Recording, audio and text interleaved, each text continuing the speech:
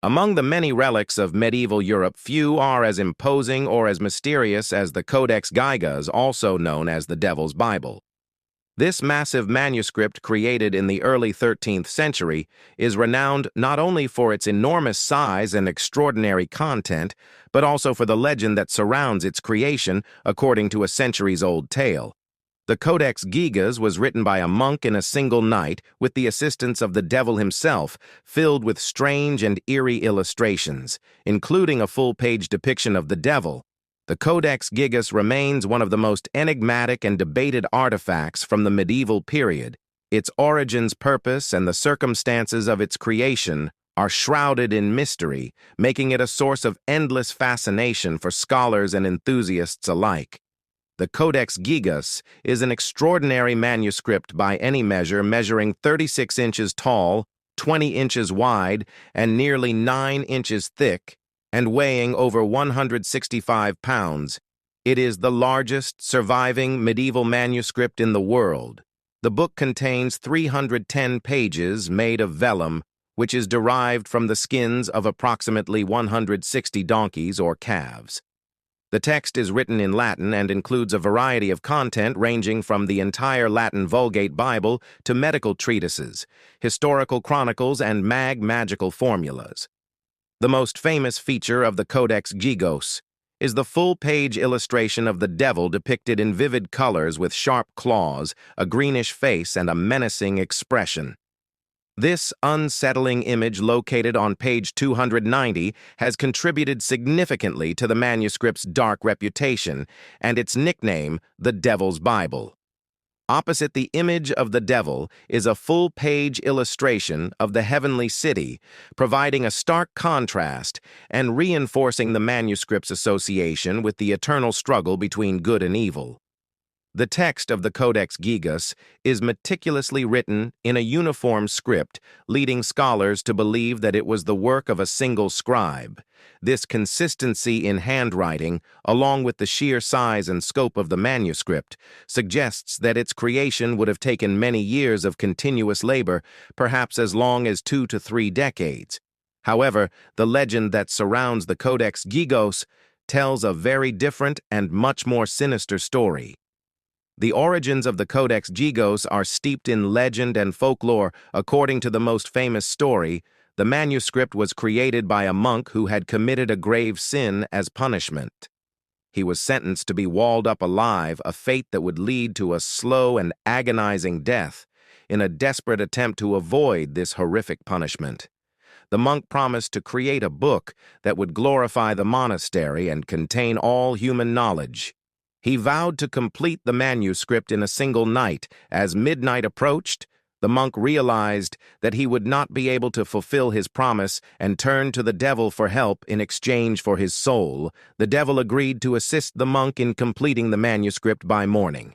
The book was finished, complete with the infamous illustration of the devil, which the monk is said to have included as a tribute to his infernal helper. The monk was spared his punishment, but his soul was forever damned. This legend, while colorful and compelling, is widely regarded as a medieval fantasy rather than a historical account. However, it has played a significant role in shaping the mythology of the Codex Gigas and has contributed to its reputation as a cursed or haunted object. The idea of a monk making a PCT with the devil to create such a monumental work in a single night taps into deep-seated fears and fascinations with the supernatural, making the Codex Gigas an enduring symbol of the mysterious and the mayab. Beyond the legend, the Codex Gigas is remarkable for its comprehensive and diverse content. The manuscript contains a wide range of texts, making it a veritable library in a single volume. The most prominent sections include the complete Latin Vulgate Bible. The Codex Gigas includes the entire text of the Latin Vulgate Bible, making it one of the most significant medieval copies of the Bible, Emalia, by Isidore of Seville. This is an important early medieval encyclopedia which sought to compile and preserve all available knowledge of the time, Chronica Borum by Cosmos of Prague. This is a history of the Bohemian people providing valuable insight into the medieval history of Central Europe. A collection of medical texts. The manuscript includes medical treatises that were common in medieval Europe, offering guidance on various ailments and treatments, a calendar, and necrology. These sections list the important feast days and commemorate the deaths of notable individuals associated with the monastery where the Codex Gigas was kept magical texts and spells.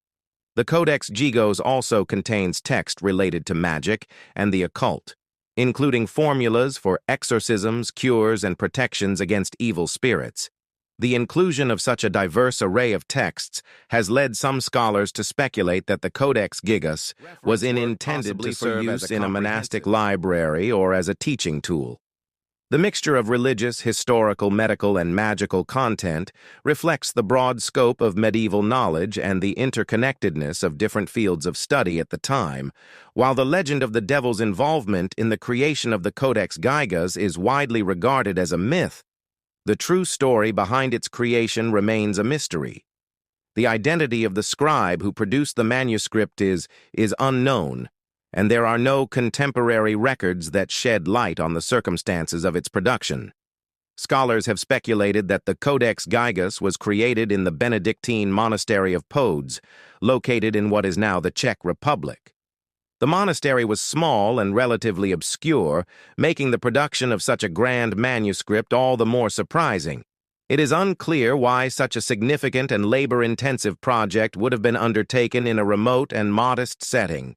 Some theories suggest that the Codex Gigas may have been commissioned by a wealthy patron or created as a work of devotion by a monk who sought to atone for his sins through the monumental task of copying the Bible and other texts. The presence of the devil's image, while unsettling, may have been intended as a warning against the dangers of sin and temptation, rather than evidence of a literal pact with the devil. The sheer scale of the Codex Gigas and the uniformity of its script have led some researchers to question whether a single scribe could have completed the entire manuscript alone if the Codex Gigas was indeed the work of one person. It would have required an extraordinary level of dedication and perseverance, as well as a deep knowledge of the various texts included the history of the Codex Gigas. After its creation is also filled with intrigue.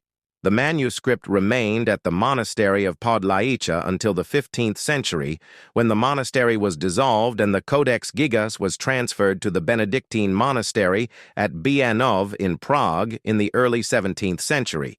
During the 30 Years' War, the manuscript was taken as war booty by the Swedish army, and eventually ended up in the Royal Library in Stockholm, where it remains to this day throughout its history.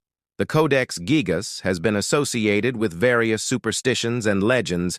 Some believe that the manuscript is cursed and that misfortune will fall anyone who possesses it. This belief was reinforced when, during a fire at the Royal Library in 1697, the Codex Gigas was one of the few items that survived allegedly because it was thrown out of a window to save it from the flames. The Codex Gigas has been the subject of numerous studies and investigations, but many questions about its origins and purpose remain unanswered. The manuscript's combination of religious and occult content, its mysterious creation, and its journey through history have all contributed to its enduring mystique. The Codex Gigas, or Devil's Bible, is more than just a massive medieval manuscript. It is a symbol of the mysteries and contradictions of the medieval world. Its creation, whether by a single scribe or through some other means, remains shrouded in uncertainty, and the legends that surround it continue to captivate the imagination. The manuscript's contents offer a window into the knowledge and beliefs of the time, blending religious devotion with curiosity about the natural and supernatural worlds. The image of the devil, which has become synonymous with the Codex Gigas, serves as a reminder of the ever-present tension between good and evil faith and temptation that permeated medieval thought. While the true story behind the Codex Gigas may never be fully known, the manuscript remains one of the most fascinating and enigmatic artifacts of the medieval period. It stands as a testament to the skill, dedication, and perhaps even the obsessions of those who created it, and it continues to intrigue scholars and the public alike.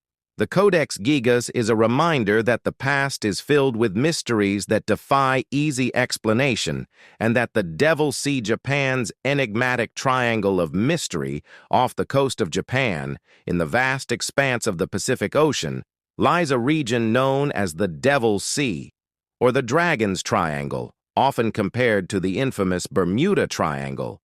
This area has earned a reputation as one of the most mysterious and dangerous stretches of water in the world for centuries.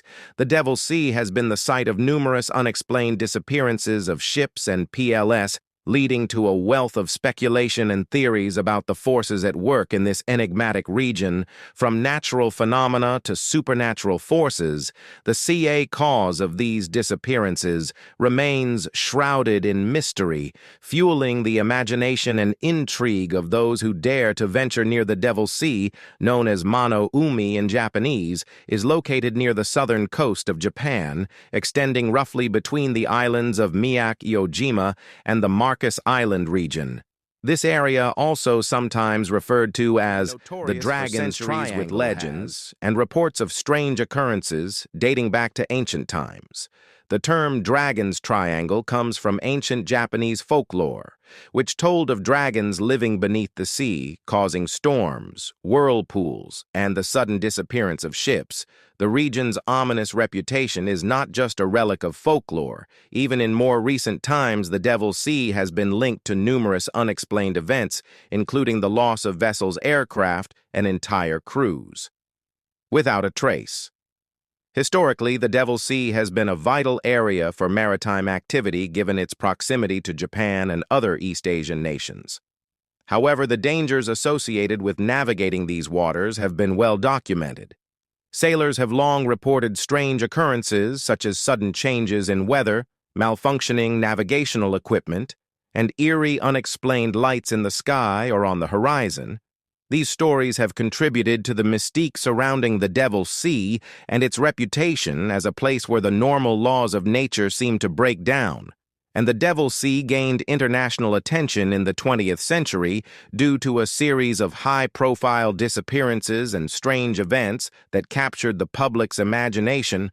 One of the most infamous incidents occurred in the 1950s, when several Japanese military vessels reportedly vanished while conducting maneuvers in the area. These ships, including the research vessel Kiyomaru No. 5, were never found, and their disappearances remain unexplained.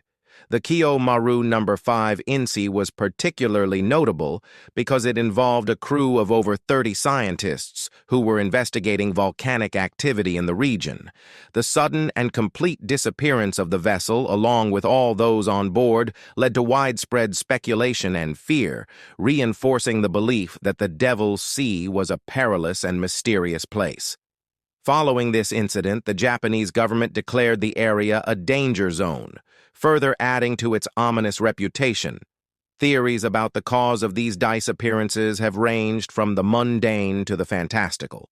Some researchers suggest that the Devil Sea is subject to intense seismic activity, given its location near the Pacific Ring of Fire, a region known for its frequent earthquakes and volcanic eruptions. These geological forces could create sudden underwater explosions, massive waves, or methane gas releases, all of which could potentially sink ships or cause aircraft to crash. Others have pointed to the possibility of rogue waves, enormous unexpected waves that can appear suddenly and with little warning as a potential cause of the mysterious disappearances. These waves, which can reach heights of over 100 feet, are capable of capsizing even large ships and have been documented in other parts of the world. Another theory involves magnetic anomalies in the region, which could interfere with navigational instruments and cause ships or planes to lose their bearings. This could explain the reports of malfunctioning equipment and disoriented crews that have emerged from the area over the years. However, not all explanations for the Devil Sea's mysteries are rooted in natural phenomena. The area has also been the subject of numerous supernatural and paranormal theories. Some believe that the disappearances are the result of extraterrestrial activity with UFOs or alien bases hidden beneath the ocean surface. Others suggest that the Devil's Sea is a portal to another dimension where the normal rules of time and space do not apply, leading to the sudden vanishing of vessels and aircraft. These supernatural explanations, while lacking scientific evidence, have nonetheless captured the public's imagination and contributed to the enduring mystique of the Devil's Sea. The combination of unexplained disappearances, strange phenomena, and the region's long history of mystery has made it a focal point for those interested in the unknown, in the unexplainable. The Devil's Sea is often compared to the Bermuda Triangle, another region of the ocean known for its history of mysterious disappearances and strange occurrences located in the Atlantic Ocean. The Bermuda Triangle has been the subject of similar speculation and theories, ranging from natural explanations like underwater earthquakes and magnetic anomalies to supernatural forces and extraterrestrial involvement. Both regions share a number of similarities, including their reputations as danger zones for ships and PLS, the frequency of unexplained disappearances, and the pervasive sense of mystery that surrounds them. However, there are also significant differences between the two. The Devil's Sea, for instance, is located in a region with a much higher level of seismic and volcanic activity, which may account for some of the unusual phenomena reported there. Despite these differences, the parallels between the Devil's Sea and the Bermuda Triangle have led some to speculate that they may be connected in some way, as part of a global pattern of mysterious maritime anomalies and has not been supported by concrete evidence. The mystery of the Devil's Sea remains unresolved, and the region continues to be a subject of fascination for researchers, adventurers, and paranormal enthusiasts, while many of the disappearances and strange phenomena can potentially be explained by natural causes.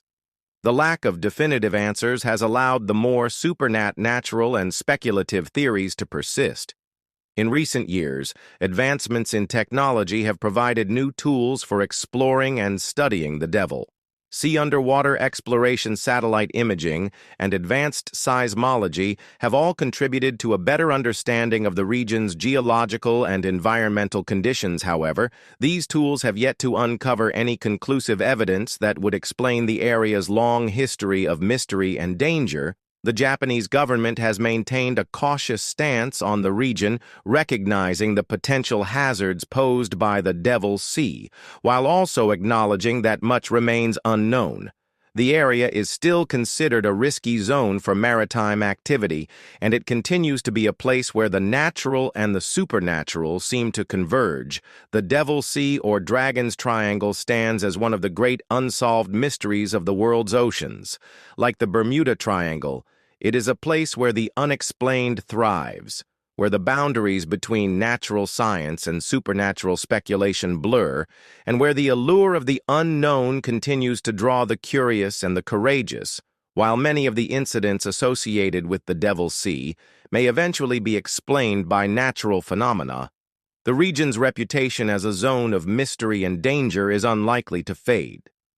The stories of disappearances, strange lights, and malfunctioning equipment have become part of the fabric of the region's identity, contributing to a sense of awe and respect for the power of the ocean and the forces that govern it.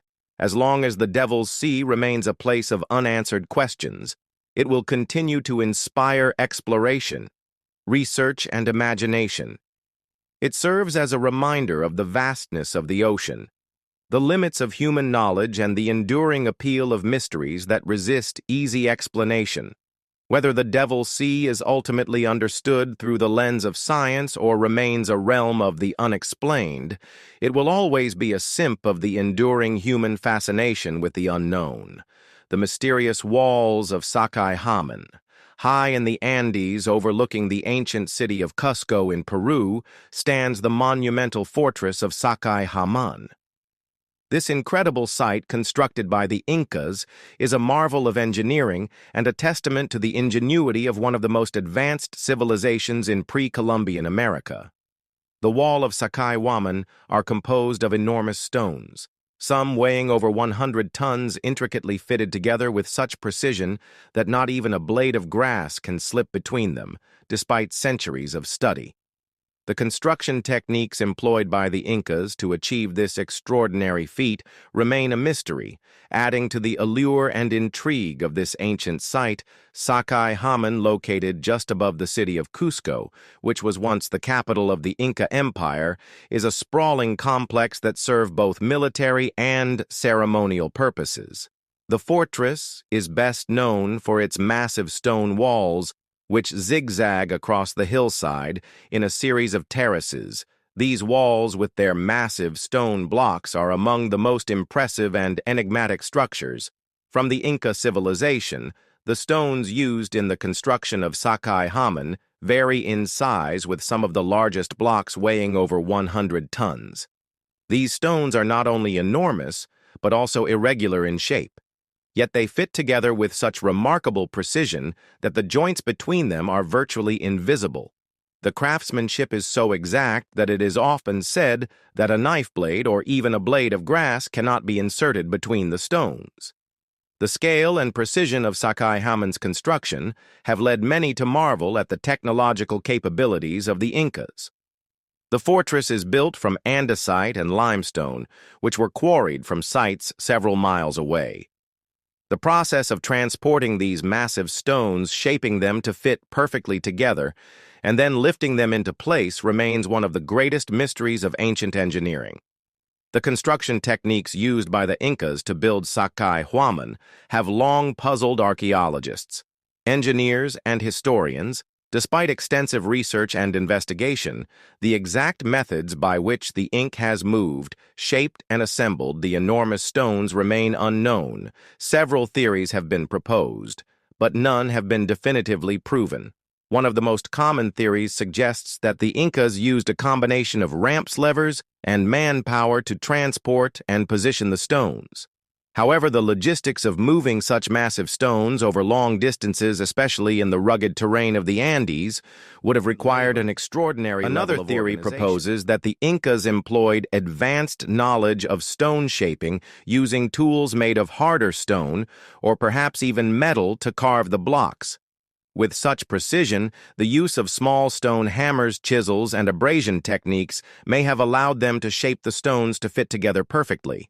However, this theory still does not fully explain how the Incas achieved such tight joints between irregularly shaped stones. Some researchers have suggested that the endcast might have used a form of softening or heating to make the stone more malleable before fitting it into place. This idea, while in wing, lacks concrete evidence and remains speculative. The precision with which the stones are fitted together has also led to speculation that the Incas possessed a sophisticated understanding of geometry and construction techniques that have since been lost to history. The fortress's walls are not simply stacked stones, they are carefully designed to withstand the region's frequent earthquakes. The zigzag pattern of the walls and the interlocking stones are believed to provide stability and absorb seismic shocks, preventing the walls from collapsing. While Sacsayhuamán is often described as a fortress, it was more than just a military stronghold. The site held great cultural and spiritual significance for the Incas and played a key role in their religious and ceremonial life. Sacsayhuamán was part of the larger city of Cusco, which the Incas considered the center of the world, or navel of the earth. The Incas believed that Cusco and Sacsayhuamán were sacred places, as closely connected to their cosmology and the worship of their gods. The zigzagging walls of Sacsayhuamán are thought to represent the teeth of a puma, an animal that was sacred to the Incas and symbolized strength and protection. The fortress itself may have been designed to resemble the head of the puma, with Cusco representing its body. Sacsayhuamán was the site of important religious ceremonies, including the Inmi or Festival of the Sun, which was held to honor the sun god Inti, who was the most important deity in the Inca pantheon. During this festival, the Inca emperor, along with priests and nobility, would gather at Sacsayhuamán to offer prayers and sacrifices To ensure the prosperity and well-being of the empire, the spiritual significance of Sacsayhuamán combined with its awe-inspiring construction has made it a symbol of the Inca civilization's ingenuity, power, and connection to the natural world. The fortress stands as a testament to the Incas' ability to harmonize their architectural achievements with their religious beliefs and their respect for the landscape. The mystery of how Sacsayhuamán was built has given rise to numerous theories, some of which venture into the realm of speculation and pseudoscience. While mainstream scholars continue to explore the possibilities of advanced Inca engineering techniques, alternative theories have also gained popularity, particularly among those who believe that the Incas may have had access to lost technologies or knowledge from other civilizations. One such theory suggests that the Incas might have inherited knowledge from an earlier, more advanced civilization that predated them. According to this idea, the Incas were the heirs to a legacy of construction techniques and tools that have since been lost to time. Some proponents of this theory point to similarities between the construction methods used at Sacsayhuamán and other ancient sites around the world, such as the pyramids of Egypt or the megalithic structures of Stonehenge, as evidence of a shared global knowledge of monumental architecture. Another speculative theory involves the possible use of sound or vibration technology to move and shape the stones. This idea, while intriguing, lacks scientific evidence and is not widely accepted by the academic community. However, it reflects the enduring fascination with the idea that the Incas or some earlier civilization may have possessed knowledge or tools that remain beyond our understanding. While these alternative theories capture the imagination, most archaeologists and historians focus on the possibility that the Incas achieved their monumental constructions through a combination of skilled labor ingenuity and a deep understanding of their environment. The precise methods they used may remain unknown, but the legacy of their achievements is undeniable. Today, Sacsayhuamán is recognized as one of the most important archaeological sites in South America and a UNESCO World Heritage Site. Visitors from around the world come to marvel at the massive stone walls, the sweeping views of Cusco, and the sheer scale of the Incas' architectural achievements. The fortress continues to inspire awe and admiration, not only for its physical grandeur, but also for the mysteries that it still holds. Sacsayhuamán is a testament to the advanced engineering skills and sophisticated knowledge of the Inca civilization. It challenges our understanding and reminds us that there is still much to learn about the past. The fortress stands as a symbol of the Incas' connection to their land, their gods, and their enduring legacy as one of the most powerful and innovative civilizations in the Americas, while the precise techniques used to build Sacsayhuamán may remain a mystery. The site itself continues to speak to the ingenuity and creativity of the Inca people. It serves as a reminder that the accomplishments of ancient civilizations were not merely the result of brute force or simple tools, but of a deep understanding of the natural world and a profound connection to the spiritual and cultural forces that shape their lives. Sacsayhuamán, with its colossal stones and precise construction, remains one of the greatest enigmas of the ancient world. The mystery of how the Inca built this monumental fortress continues to captivate the imagination of scholars, historians, and visitors alike. While many theories have been proposed, the true methods and techniques used by the Incas may never be fully understood, adding to the allure and mystique of this remarkable site. The fortress of Sacsayhuamán stands as a testament to the Incas' mastery of engineering, their deep spiritual beliefs, and their ability to create structures that have withstood the test of time. It is a symbol of the ingenuity and resilience of the Inca civilization and a reminder of the mysteries that still linger in the past, waiting to be uncovered and understood as we continue to explore and study Sacsayhuamán.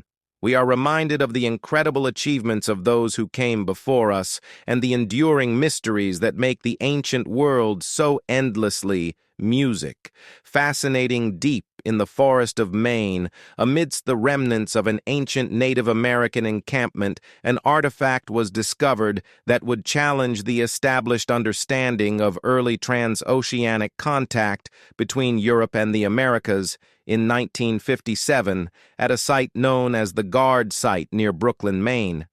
Archaeologists uncovered a small, worn silver coin that would become known as the Maine penny.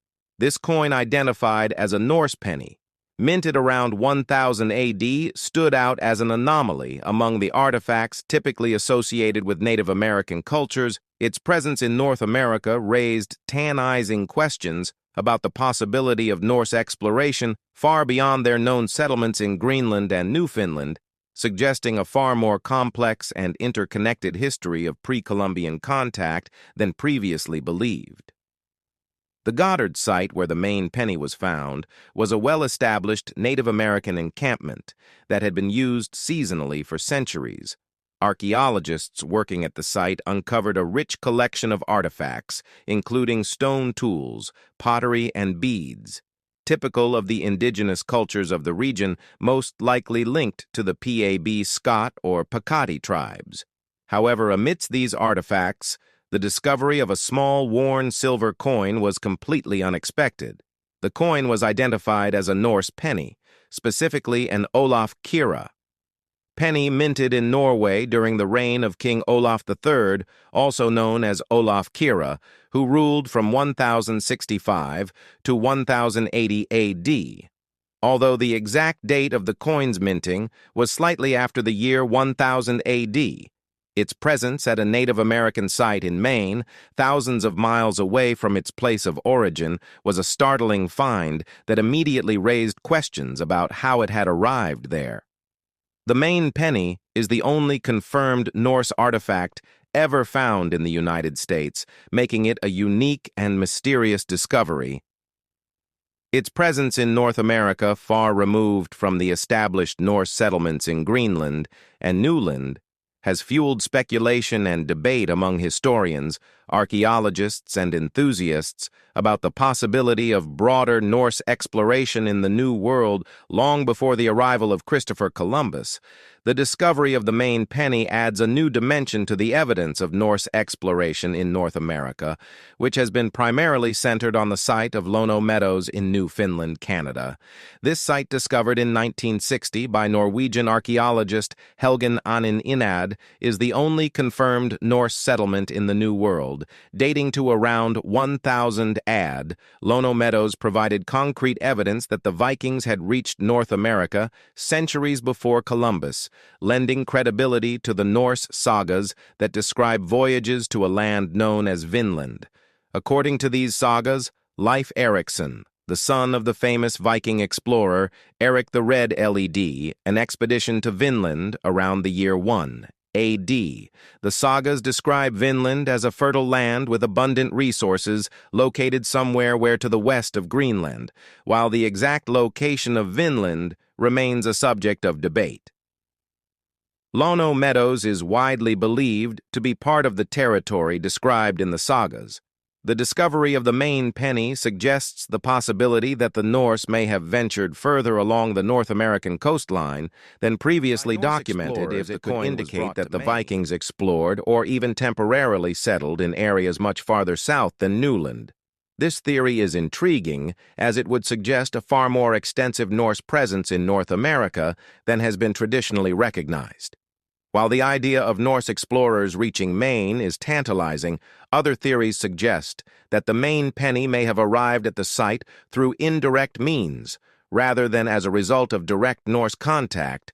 One possibility is that the coin was traded across multiple indigenous groups, eventually making its way from Newfoundland or Greenland to Maine. Over a period of decades or even centuries, indigenous peoples of North America had extensive trade networks that span vast distances, allowing goods, materials, and even cultural ideas to travel far from their point of origin.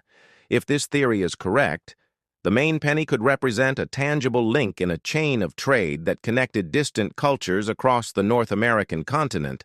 Such a scenario would imply that the Norse were not only capable of reaching North America, but that their presence, however breeded, had an impact on the indigenous peoples they encountered or influenced. This would mean that the story of early contact between Europe and the Americas is not just a tale of isolated landings and short-lived settlements, but a more complex narrative of interaction, exchange, and cultural transmission. Another theory posits that the coin may have been lost or left behind by a later European visitor or settler, perhaps during the early colonial period. In this scenario, the Maine penny would have been an old and worn artifact by the time it was introduced into the Native American site. However, this theory has largely been discounted due to the coin's age and the context in which it was found, as well as the fact that no other European artifacts from the colonial period were found at the site. The possibility that the Maine penny could have been a modern misidentification has also been considered, but experts have extensively studied the coin and confirmed its authenticity as a medieval Norse artifact. The coin's age, style, and the materials used in its production all align with what is known about Norse coinage from the period.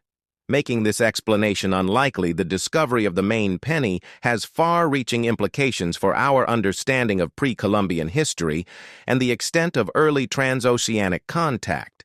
If the coin was brought to Maine by Norse explorers or through indigenous trade networks, it would suggest that the history of early exploration in the Americas is far more complex and interconnected than previously understood. The traditional narrative of pre-Columbian contact between Europe and the Americas has largely focused on the voyages of Columbus and the subsequent European exploration and colonization of the New World. However, the evidence of Norse presence in North America, including the Maine penny, challenges this narrative by suggesting that European contact with the Americas may have occurred much earlier and in ways that are not fully documented in the historical record. The Maine penny also raises questions about the nature of contact between the Norse and indigenous peoples. If the coin was traded between different Native American groups, it could indicate that there was some level of interaction or exchange between these cultures, even if it was indirect. This possibility opens up new avenues of inquiry into the relationships between indigenous peoples and Norse explorers, as well as the broader patterns of trade communication and cultural exchange in pre-Columbian North America. Today, the Maine penny stands as one of the most enigmatic and controversial artifacts in North American archaeology. Its discovery continues to spark debate and speculation, with scholars and enthusiasts alike drawn to the mystery of how a Norse coin could have ended up in a Native American site in Maine. The coin serves as a reminder of the vast and largely unexplored history of early contact between different cultures across the Atlantic and the potential for future discoveries that could reshape our understanding of this period. The Maine penny also highlights the importance of archaeological context in understanding the past. While the coin itself is a fascinating artifact, its significance is deeply tied to the circumstances of its discovery and the other artifacts found at the Goddard site. Without this context, the coin would be just another relic, but within it, the Maine penny becomes a key piece of evidence in the ongoing investigation into transoceanic contact. As research continues, the Maine penny remains a symbol of the unknown and the unexplained. It challenges us to think critically about the assumptions we make about history and to remain open to the possibility that there are still many mysteries waiting to be uncovered, whether the coin arrived in Maine through direct Norse exploration, indigenous trade networks, to the complexity and richness of human history, and the connections that have shaped our world. The story of the Maine penny is far from complete, as archaeologists, historians, and scholars continue to investigate the possibilities. The coin remains a focal point for discussions about early transoceanic contact, the extent of Norse exploration in the New World, and the interactions between indigenous peoples and European explorers. Its discovery challenges the conventional narrative of pre-Columbian history and opens up new possibilities for understanding the past. The Maine penny is not just a relic of the past, it is a reminder that history is a constantly evolving story shaped by new evidence, interpretations, and discoveries. It encourages us to question what we know, to explore the unknown, and to embrace the mysteries that make the study of history so endlessly fascinating. Whether the Maine penny ultimately proves to be a clue to a broader Norse presence in North America, or a unique artifact of a complex trade network, its legacy as a symbol of the enduring mystery of early transoceanic contact will continue to inspire and intrigue for generations to come. Roopkund Lake, the enigma of India's skeleton. Lake high in the Indian Himalayas, at an altitude of over 16,000 feet, lies Roopkund Lake, a small glacial body of water that has long held a dark secret. This lake, also known as Skeleton Lake, is the site where hundreds of ancient human skeletons were discovered lying beneath its icy waters and stray along its shores. Dating back to the 9th century, these remains have fascinated and perplexed scientists and historians for decades. The origins of these skeletons and the cause of their death remain one of the great unsolved mysteries of the ancient world.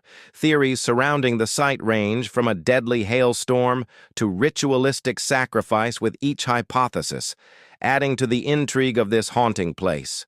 Roopkund Lake is a remote and desolate location situated in the Garhwal region of Uttarakhand, India, and only accessible by a challenging trek through steep, rugged terrain. The lake is frozen for most of the year, but during the brief summer months when the ice melts, a gruesome sight is revealed: hundreds of human skeletons, bones and remains scattered around the lake's edge and submerged beneath its shallow water.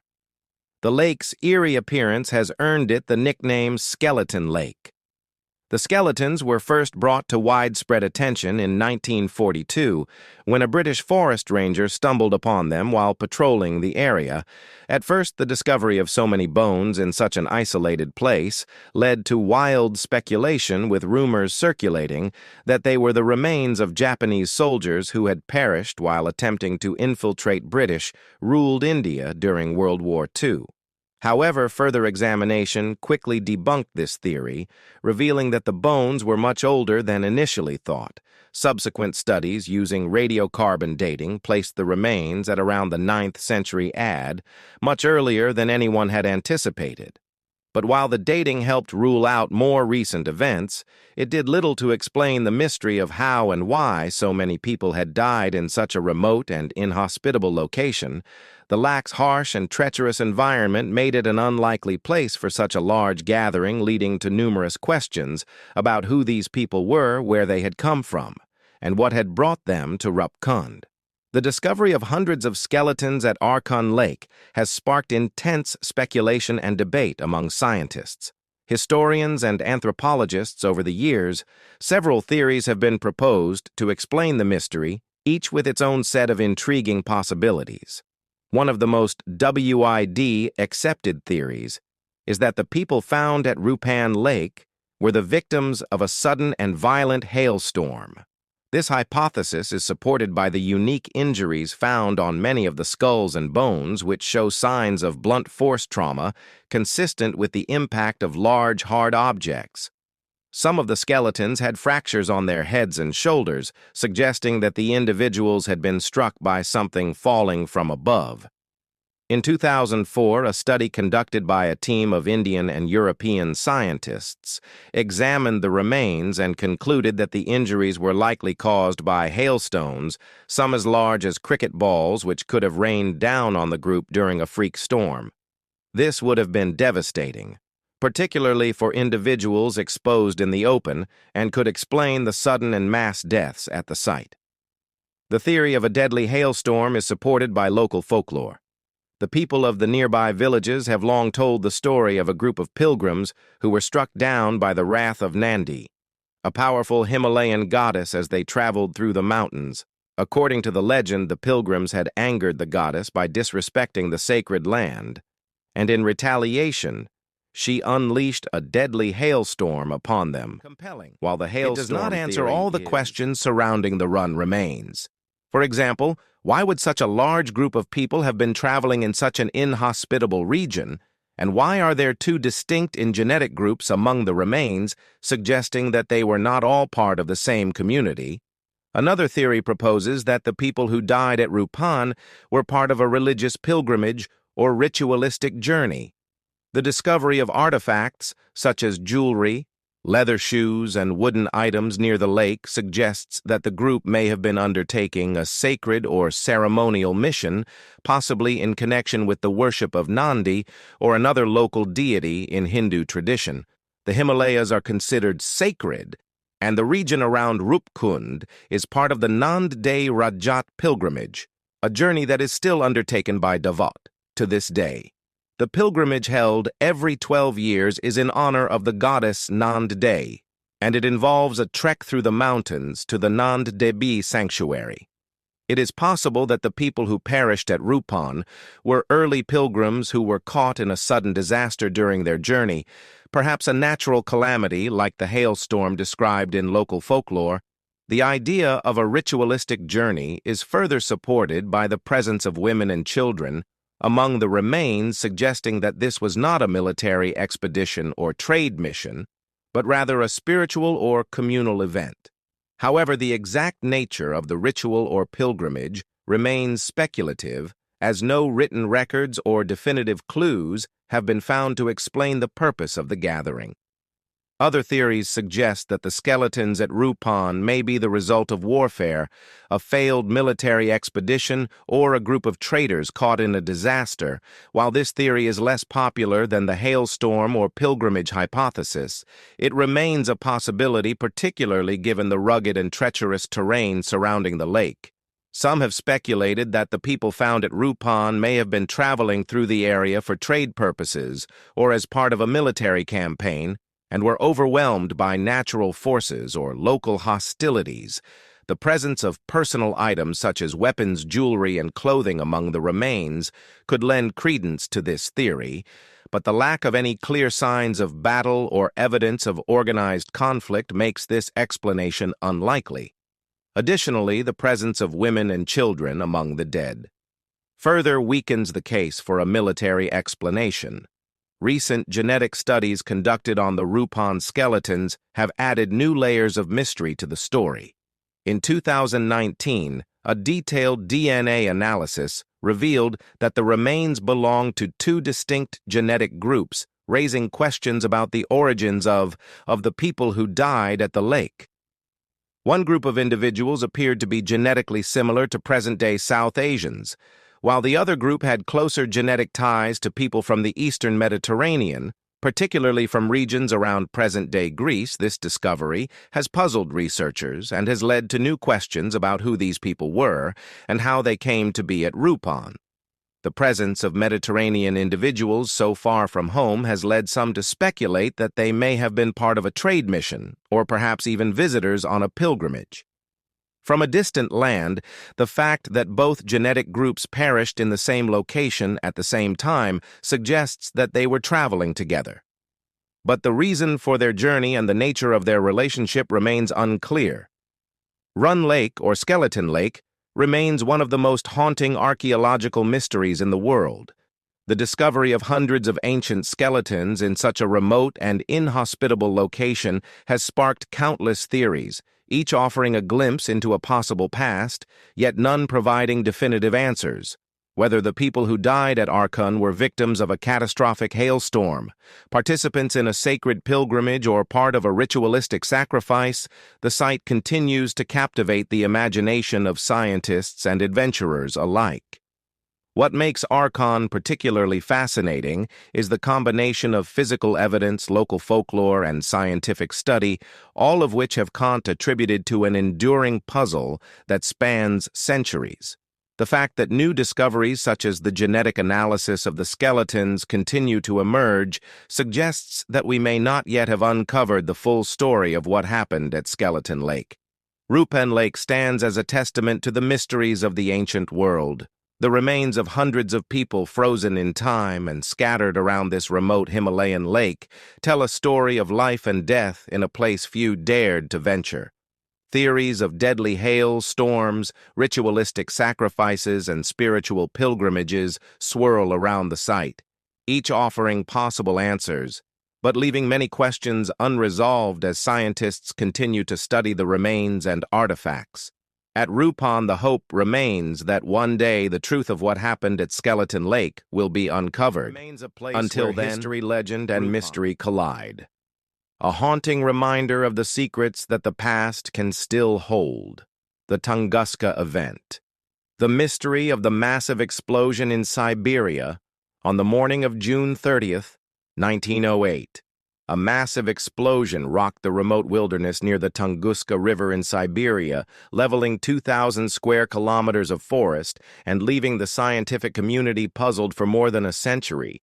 This catastrophic event, known as the Tunguska event, is considered the largest explosion ever recorded from an object impacting Earth's atmosphere, dwarfing even the most powerful nuclear detonations of the modern era.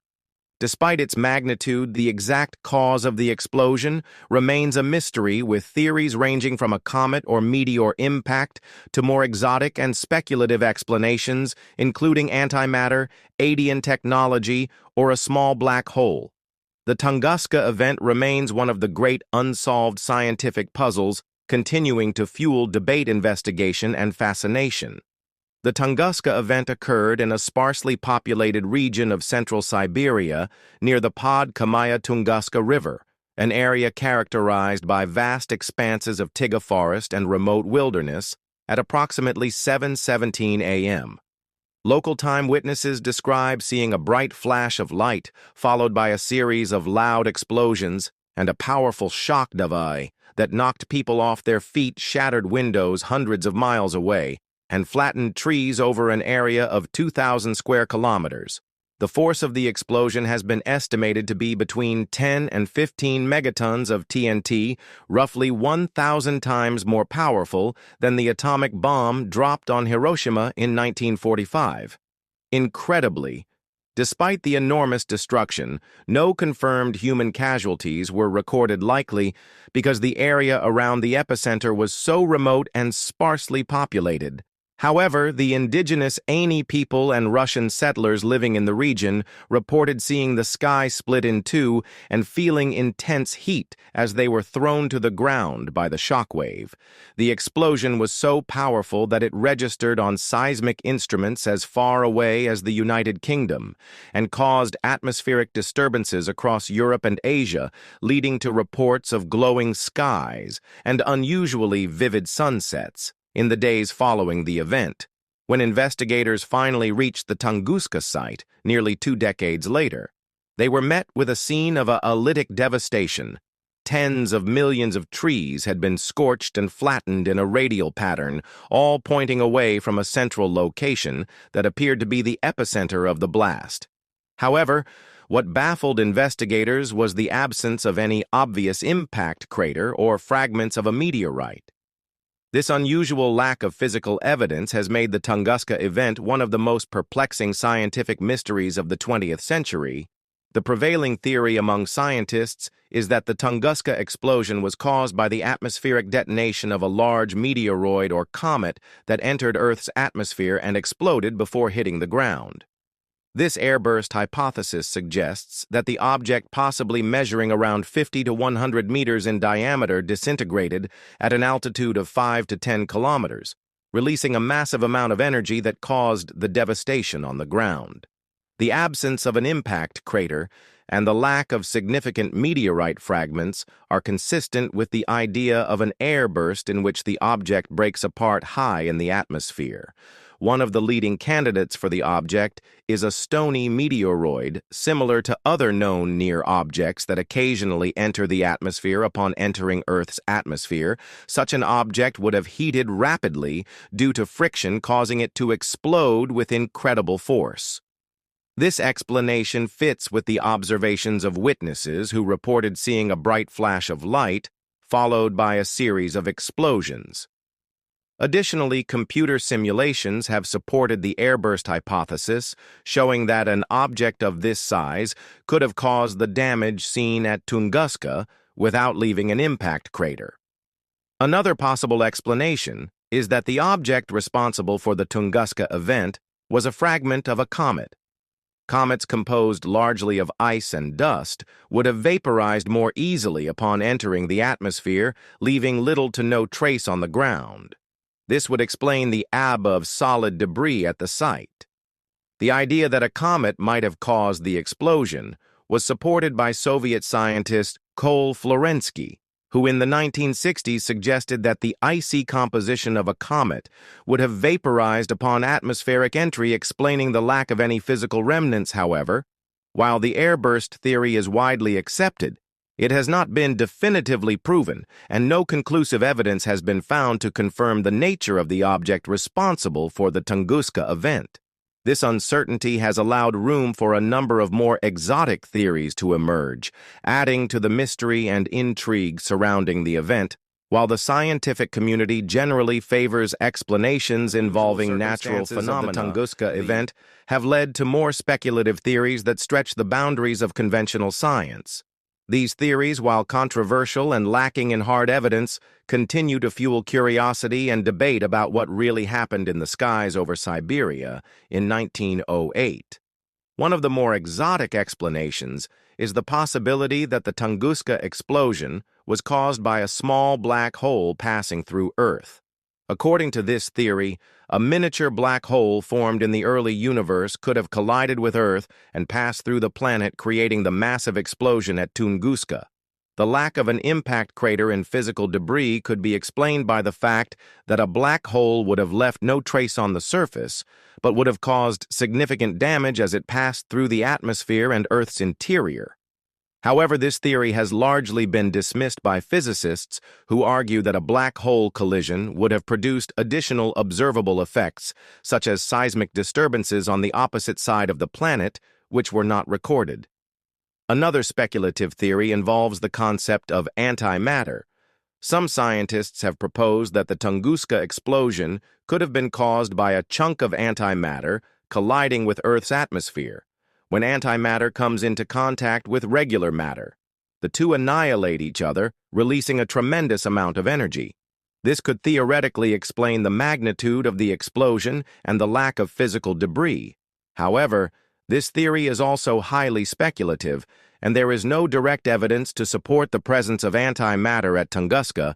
A more fringe theory suggests that the explosion was the result of alien technology, possibly an extraterrestrial spacecraft or weapon that malfunctioned or deliberately exploded over Siberia. While this idea has been popularized in some circles, particularly in UFO and conspiracy communities, there is no credible scientific evidence to support the notion of extraterrestrial involvement in the Tunguska event.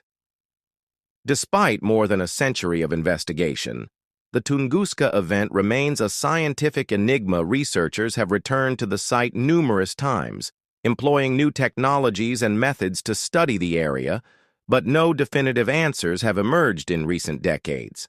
Satellite imagery, aerial surveys, and computer models have all been used to better understand the scale of the explosion and its effects on the environment. But the exact cause of the event continues to elude scientists. In addition to the mystery of the explosion itself, the Tunguska event has had a lasting impact on the study of near objects, NEOs, and the potential dangers posed by meteor impacts. The event serves as a stark reminder of the destructive power of even relatively small objects from space, and it has prompted increased efforts to monitor and track asteroids and comets that could pose a threat to Earth.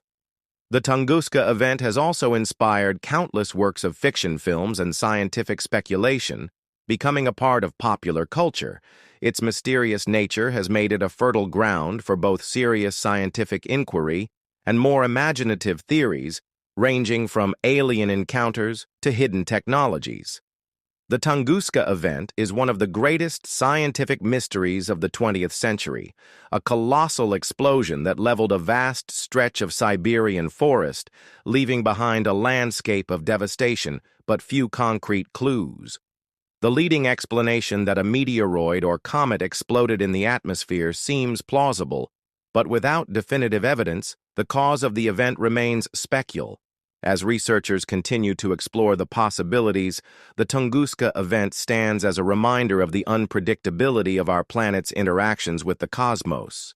It challenges our understanding of natural phenomena and demonstrates the limitations of human knowledge when confronted with the unknown, whether caused by a natural event, an exotic force, or something yet to be discovered.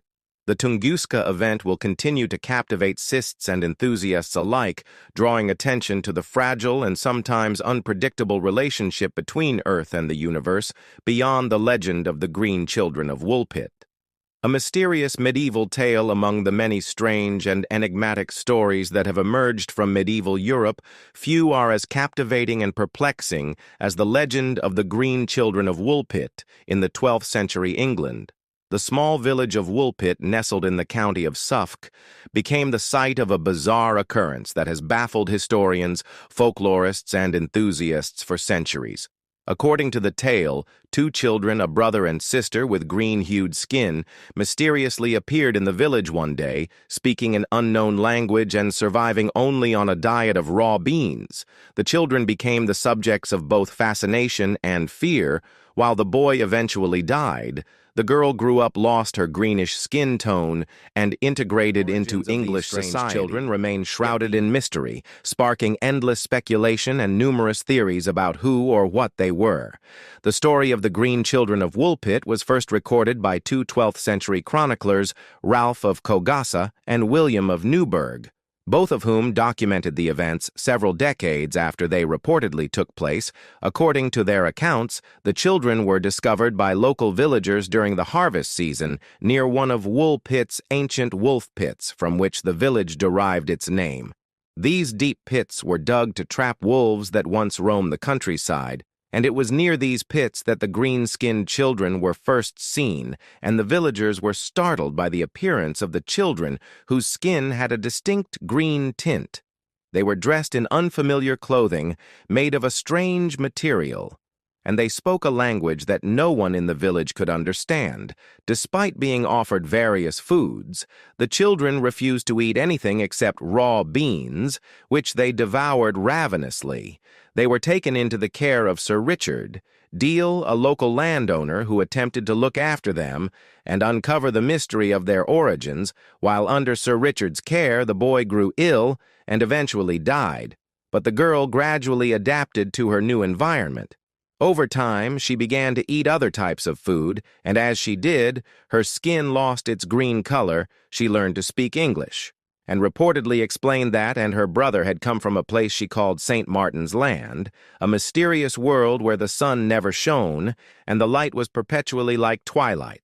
According to her account, she and her brother had been tending their family's flock when they wandered into a cave after walking through the darkness. For what seemed like hours, they emerged into the bright daylight of Woolpit, disoriented and confused. The girl eventually integrated into English society, grew up, and was said to have married a man from the nearby town of King's Lynn. However, despite living out the rest of her life in relative normalcy, the origins of the Green Children and the strange world from which they claimed to have come remained a mystery over the centuries. Numerous theories have been proposed to explain the strange appearance of the Green Children and the origins of their mysterious story, from folklore and supernatural explanations to more rational scientific theories. The legend of the Green Children of Woolpit continues to inspire debate and intrigue. Some scholars and folklorists suggest that the story of the Green Children is a medieval folk tale, perhaps an allegory or symbolic tale meant to convey a deeper moral or religious message. The green skin of the children, for example, could represent their otherness or their status as outsiders to the Christian world of medieval England. The children's eventual integration into society and the girl's conversion to Christianity, implied by her adaptation to English customs, might be seen as a metaphor for the assimilation of strangers or pagans into the Christian fold. The reference to St. Martin's Land in the girl story may also have symbolic significance. St. Martin was a popular figure in medieval Christian tradition, often associated with kindness, charity, and protection of the poor. Some interpretations of the legend suggest that the children's other worldly origins and green skin could symbolize a journey from a pagan or non-Christian land into the light of the Christian world. Another more scientific explanation for the green skin of the children involves the possibility that they were suffering from a condition known as closis, also referred to as green sickness. Closis is a type of anemia caused by a deficiency of iron, which can result in a greenish or pale complexion.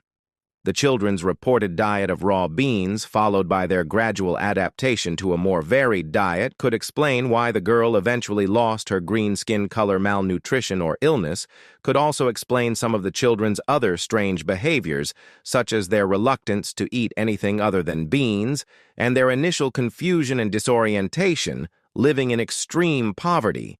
They may have been malnourished or suffering from a genetic condition, and their appearance in Woolpit could have been the result of fleeing from a difficult or dangerous situation.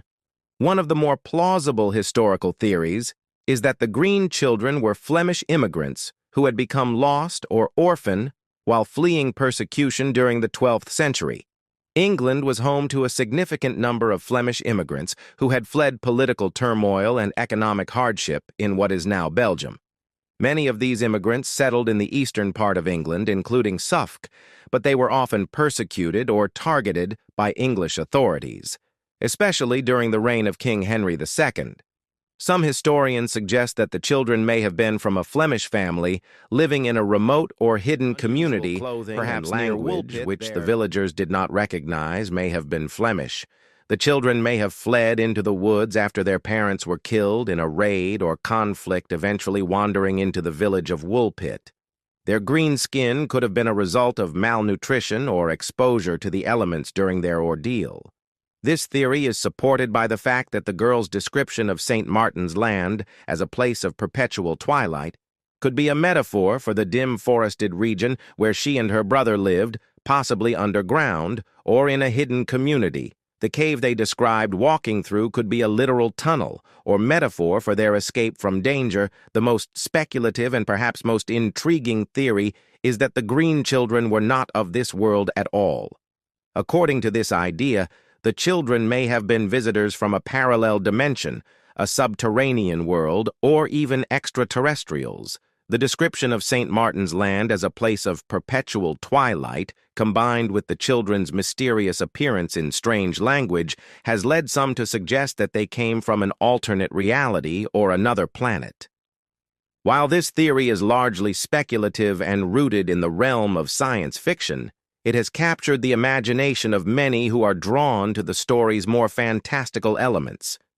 The idea that the green children could be travelers from a hidden or parallel world ties into ancient myths and folklore about fairy realms, underworlds, and other dimensions, blending the mysterious with the supernatural. The legend of the green children of Woolpit has endured for centuries, becoming a part of English folklore and capturing the curiosity of generations of storytellers, historians, and scholars. Despite the many theories put forward to explain the strange events surrounding the children's appearance, no definitive explanation has ever been found, and the mystery remains unsolved. The story has inspired numerous retellings from medieval chronicles to modern fiction writers. Poets and artists have drawn on the tale's eerie and otherworldly themes, weaving the story of the green children into a broader tapestry of folklore and legend. The village of Woolpit itself, though small and unassuming, has become famous for the legend, attracting visitors curious to learn more about this ancient mystery. The tale of the green children of Woolpit is a captivating blend of history, folklore, and mystery, offering a glimpse into the medieval mind and the strange, unexplained events that sometimes occur at the edges of recorded history. Whether the green children were malnourished orphans, Flemish refugees, or visitors from another world, their story continues to fascinate and inspire. As with many ancient legends, the truth behind the green children of Woolpit may never be fully known. The mystery of their origins and their green skin persists in each. Theory adds another layer to the enduring puzzle. The story remains a haunting reminder of the unknown and the unexplained, inviting us to consider the possibility that some mysteries are destined to remain unsolved. The mystery of the Etruscan civilization, a lost language and forgotten culture long before the rise of the Roman Empire, another sophisticated and enigmatic civilization flourished on the Italian peninsula. The Etruscans, known for their advanced engineering, vibrant art, and influence on early Roman culture, the Etruscans played a key role in shaping the history of ancient Italy, yet despite the discovery of numerous artifacts, tombs, and inscriptions, the Etruscan civilization remains shrouded in mystery, primarily because their language is still largely undeciphered.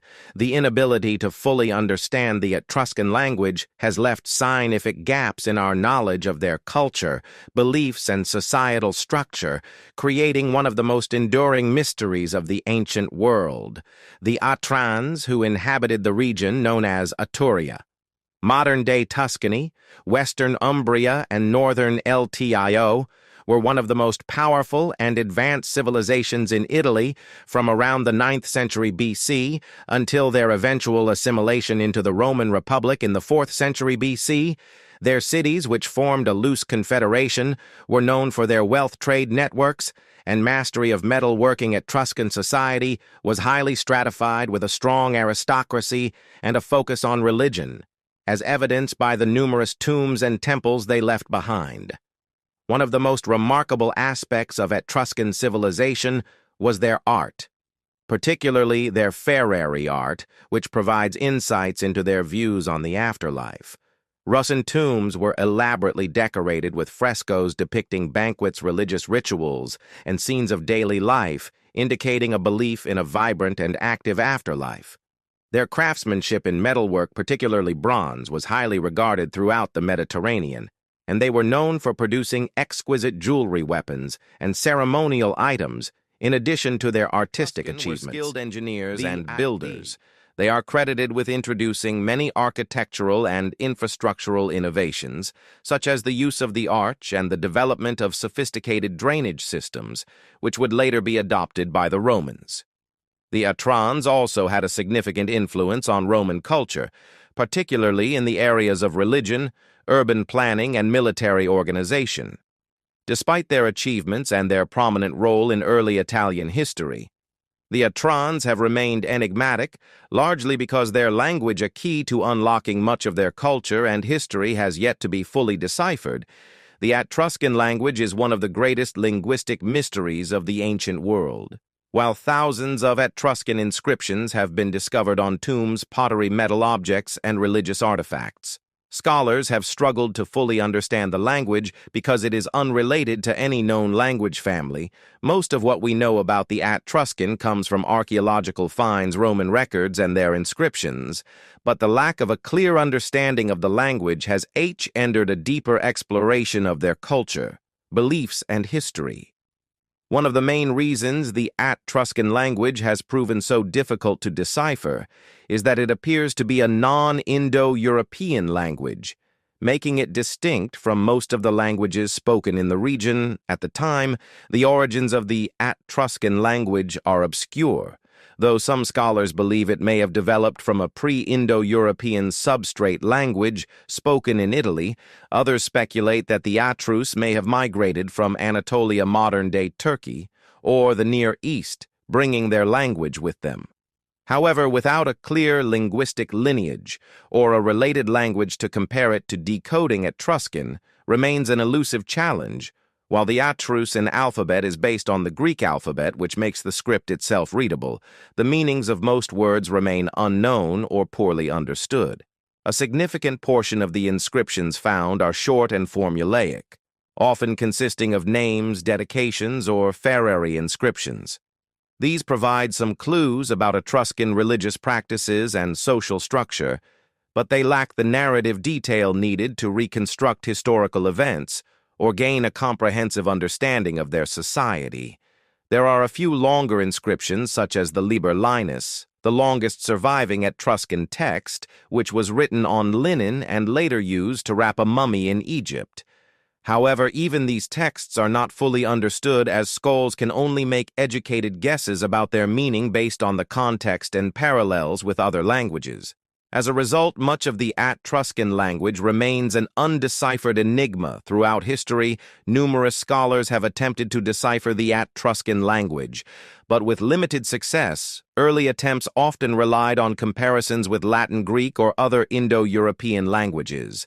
But these efforts yielded only partial results, as Etruscan grammatical structure and vocabulary are vastly different from those languages. While scholars have been able to identify some words, particularly personal names, titles, and certain religious terms, the vast majority of the language remains a mystery.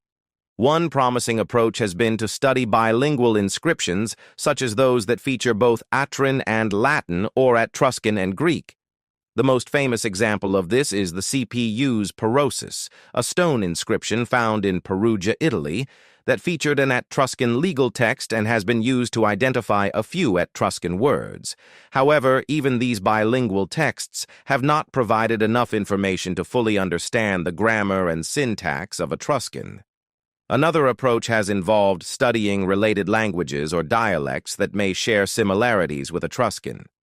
Some scholars have looked to the Rick language spoken in the Alps during the same period, or the Lemnian language found on the Greek island of Lemnos, as possible linguistic relatives. These languages share certain features with Etruscan, but they too remain poorly understood and offer only limited clues to deciphering the language in the absence of more substantial bilingual texts. Many scholars have turned to the study of Etrus in art, religion, and society to provide indirect insights into the meaning of inscriptions. For example, Ferrari inscriptions have been compared with the accompanying fresco or sculptures in Etruscan tombs, allowing researchers to make educated guesses about the content of these inscriptions. However, this approach has its limitations, as the connections between art and text are often speculative. While the mystery of the Etruscan language has hindered our understanding of their culture, we have been able to piece together some aspects of Etruscan society through archaeology and the study of Roman accounts. The Romans themselves were deeply influenced by the Etruscans, and many of the cultural, religious, and political practices of early Rome, Etruscan religion, for example, had a profound impact on Roman religious practices. The Etruscans were highly religious, with a pantheon of gods and goddesses, similar to those of the Greeks and Romans, though with distinct names and characteristics. Etruscan religious rituals, such as the practice of divination and reading. Omens from the entrails of animals were later adopted by the Romans and became integral to their state religion. Rusyn society was also known for its relatively advanced social structure, with a ruling aristocracy that held significant power. The Etruscans were organized into city-states, each with its own government, but they often worked together as part of a loose confederation. Trade played a central role in Etrus in life, and their economy was bolstered by their expertise in metal working, particularly in bronze and iron, as well as their production of fine ceramics. However, much about their daily life, politics, and history remains speculative due to the language barrier. What we do know comes largely from Roman accounts, which are often biased or incomplete, and from the study of Etruscan tombs and artifacts. The decline of the Etruscan civilization began in the 4th century BC, as the rising power of Rome gradually absorbed Etruscan city-states into its expanding republic. By the 1st century BC, the Etruscans had been fully assimilated into Roman culture, and their language began to fade from use. Roman writers such as Livy and Pliny the Elder wrote about the Etruscans, but often through a Roman lens, making it difficult to distinguish between fact and Roman interpretation. The legacy of the Etruscans, however, lived on through their influence on Roman architecture, religion, and politics.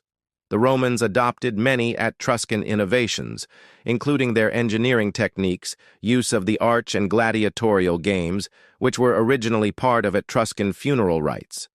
The Etruscan also introduced urban planning concepts and contributed to the early organization of the Roman army. The Etruscans remain one of the most mysterious and influential civilizations of ancient Italy. Despite their significant contributions to Roman culture and their place in early Mediterranean history, much of their story remains untold.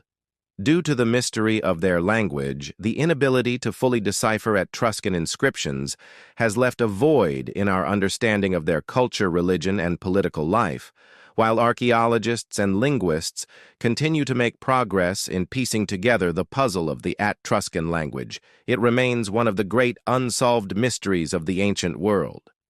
The artifacts and monuments left behind by this fascinating civilization offer tangled glimpses into their world. But without the key to their language, we may never fully unlock the secrets of the Atrans, their legacy. However, lives on in the foundations of Roman civilization, reminding us of the profound impact they had on the shaping of the ancient Mediterranean world, the Toorman mystery.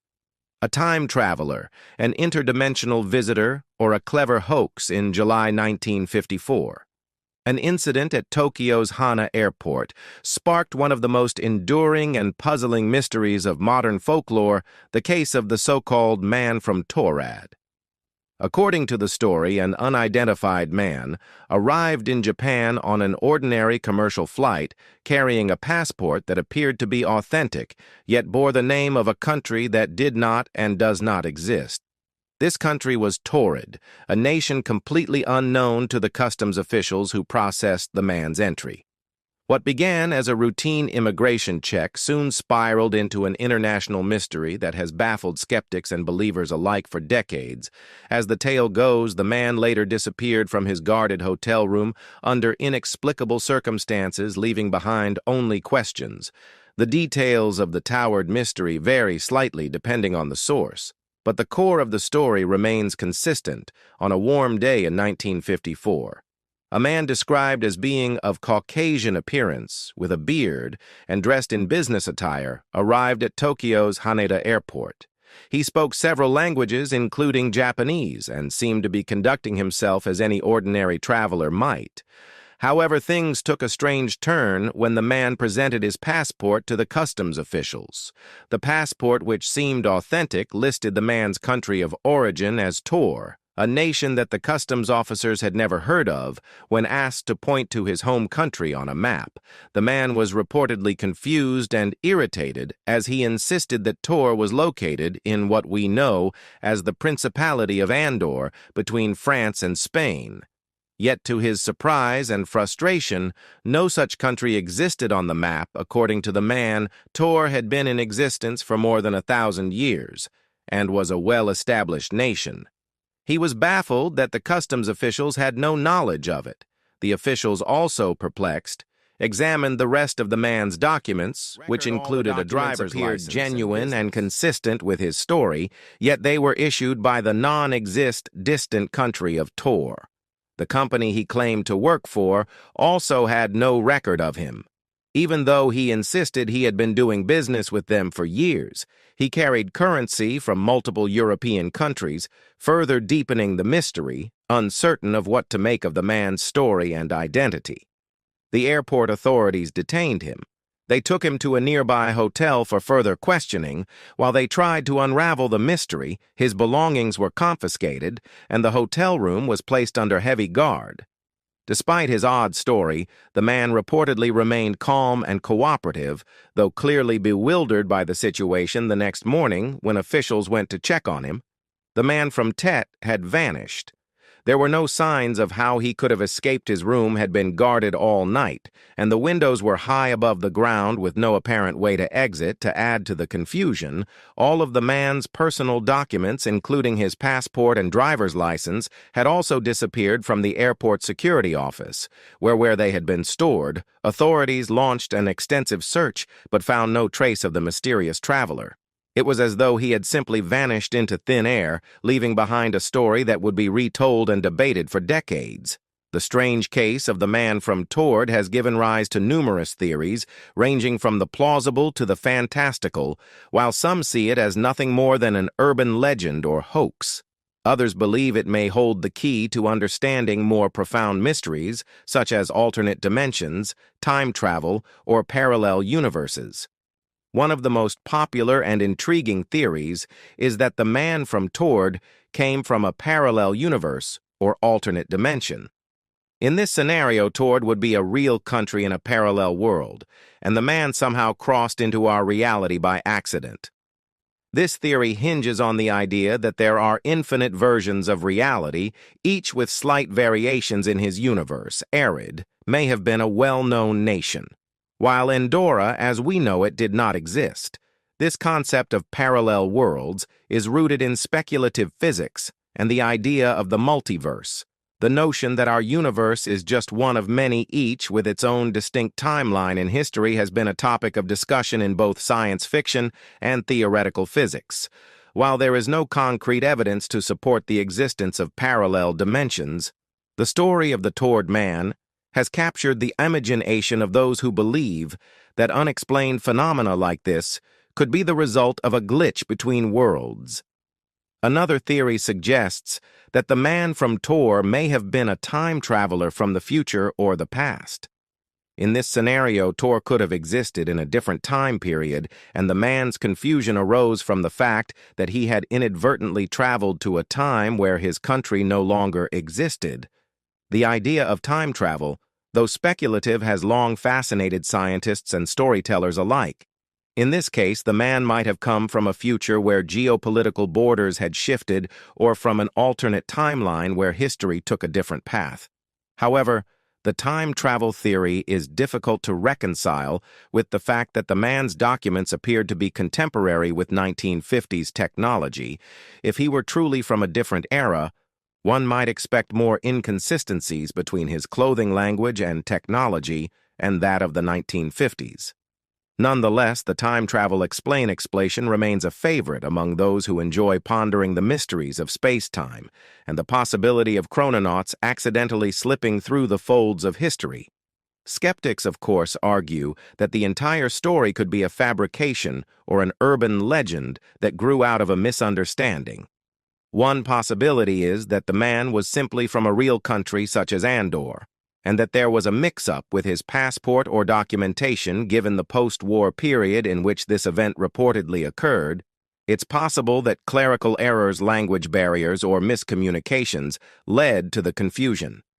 Perhaps the man's frustration at being detained led him to unintentionally escalate the situation, creating a myth that was later embellished by retellings. Another plausible explanation is that the Taured mystery is an elaborate hoax or fabrication, possibly invented to entertain or mystify the story. Bears several hallmarks of urban legends, including the lack of verifiable documentation, the sudden disappearance, and the involvement of government authorities.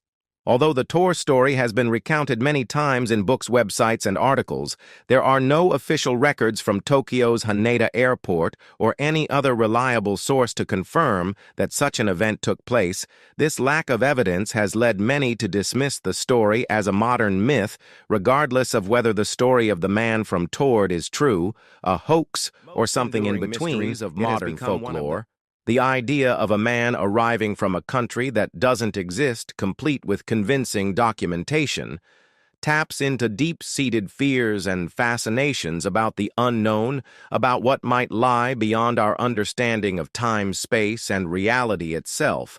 The story of the Taured man is often cited alongside other famous mysteries involving unexplained appearances, disappearances, and anomalies in the historical record, such as the case of the Green Children of Woolpit or the Disappearance of Flight, MH370.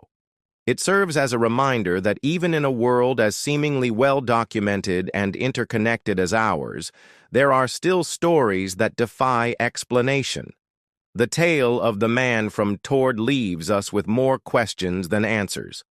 Whether the man was a visitor from a parallel dimension, a time traveler, or simply the subject of an elaborate misunderstanding or hoax, his story continues to spark curiosity in debate. The lack of official records and verifiable evidence means the truth behind the Taured mystery may never be known, leaving it to occupy a unique place in the world of unexplained phenomena in urban legends. As with many mysteries, The appeal of the Torman lies in the possibility that the world is more complex and layered than we can comprehend. It invites us to question the boundaries of reality, the nature of time and space, and the possibility that just beyond the edges of our perception, there may exist other worlds, other histories, and other possibilities, whether or not Taured ever existed. The legend of the man who came from there will continue to intrigue and inspire those who dare to explore the unknown. The mystery of Lake VTO, Antarctica's hidden world beneath the ice, beneath the vast frozen expanse of Antarctica, shrouded in miles of ice, lies one of the most mysterious and unexplored environments on Earth, Lake VTO. This massive subglacial lake, hidden for millions of years under more than 2 miles, about 3.7 kilometers of solid ice, has captured the imagination of scientists and explorers alike, isolated from the rest of the planet for millions of years. Lake VTO presents a tantalizing opportunity to explore a world untouched by time, a place where unknown forms of life might exist, thriving in extreme conditions, unlike anywhere else on Earth. Despite ongoing efforts to study the lake, the full extent of the secrets it holds remains a mystery, fueling speculation about its potential scientific discoveries and the possibility of alien-like life forms dwelling in its dark hidden waters. Lake VTO is the largest of Antarctica's nearly 400 known subglacial lakes, measuring approximately 160 meters long and 30 meters wide, with depths reaching nearly 3,000 feet 900 meters. It rivals some of the largest freshwater lakes in the world. Despite its size, Lake VTO was unknown to humanity until relatively recently. It wasn't until the 1970s when Soviet scientists conducting seismic surveys near Russia's Vostok station in East Antarctica noticed anomalies beneath the ice that they first suspected the existence of a vast body of water beneath the ice sheet. However, it would take nearly 2 more decades before scientists could confirm the lake's existence. In the early 1990s, satellite imaging and ice-penetrating radar finally revealed the full scope of Lake VTO buried beneath more than 2 miles of solid ice. This discovery sparked intense interest within the scientific community. How could such a large body of water have remained hidden for so long? What conditions might exist in this isolated environment? And most intriguingly, could life have survived in the extreme and isolated depths of this ancient lake? What makes Lake Vostok so fascinating is that it has been sealed off from the rest of the world for an estimated 15 to 25 million years, completely cut off from sunlight, wind, and atmospheric changes. The lake is locked beneath layers of ice that have acted as a protective barrier, shielding it from contamination by the outside world. This isolation has created a unique environment, one where life, if it exists, may have evolved along entirely different lines. In the life we know today, one of the most exciting possibilities that Lake Vostok presents is the chance to discover unknown forms of life. Life on Earth is incredibly adaptable, and extremophile organisms that can thrive in extreme environments have been found in some of the most inhospitable places on the planet, from deep ocean hydrothermal vents to acidic lakes and icy caves. The potential for life in Lake Vostok has led some scientists to speculate that its extreme conditions may have given rise to unique microbial ecosystems that have remained isolated and unchanged for millions of years. The water in Lake Vostok is believed to be kept liquid by geothermal heat rising from the Earth's interior, as well as the immense pressure of the ice above, which prevents the lake from freezing solid without sunlight to support photosynthesis. Any potential life in the lake would have to rely on other forms where organisms obtain energy by oxidizing chemicals in their environment, much like the bacteria found in hydrothermal vents on the ocean floor. If life does exist in Lake VTO, it would likely be microbial in nature, though some scientists have speculated about the possibility of more complex organisms living in the lake's depths. Finding even the simplest microbial life would be an extraordinary discovery, as it would provide insights into how life can survive in extreme, isolated environments. Furthermore, studying life in Lake VTO could help scientists understand how life might exist in similar extreme environments elsewhere in the solar system, such as on the icy moons of Jupiter and Saturn like Europa and Enceladus. Exploring Lake Vostok has proven to be an enormous technical challenge. Drilling through more than 2 miles of ice without contaminating the pristine lake environment is a daunting task that requires precision and caution. Scientists are keen to avoid introducing any modern bacteria or pollutants into the lake, which could compromise its unique ecosystem and interfere with any potential scientific discoveries. In February 2012, after a decade of Russian scientists successfully drilled through the ice and reached the surface of Laavo. They retried samples of ice that had accreted from the lake water, providing the first opportunity to analyze the ancient water trap beneath the ice. Early results from these samples hinted at the presence of microbial life, though the findings remain inconclusive due to the possibility of contamination during the drilling process. Since then, efforts to further explore the lake have continued, with researchers using advanced technology and robotic submersibles to gather more data and take more detailed samples.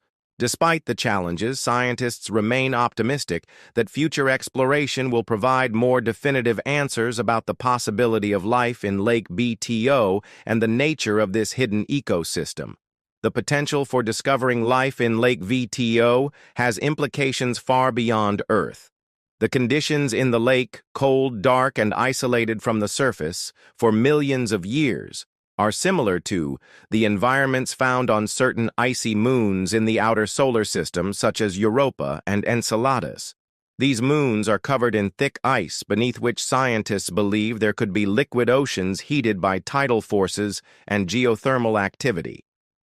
If life can survive in Lake Vostok, it raises the possibility that similar life forms could exist in the subsurface oceans of these distant moons. In this way, Lake VTO serves as a natural laboratory for astrobiologists searching for life beyond Earth. By studying how life might have adapted to extreme conditions in Antarctica's hidden lakes, scientists can better understand the potential for life to exist in similar environments on other planets and moons. The discovery of even the simplest life forms in Lake Vostok would have profound implications for our understanding of life in the universe, and would increase the likelihood that life might exist elsewhere in the cosmos.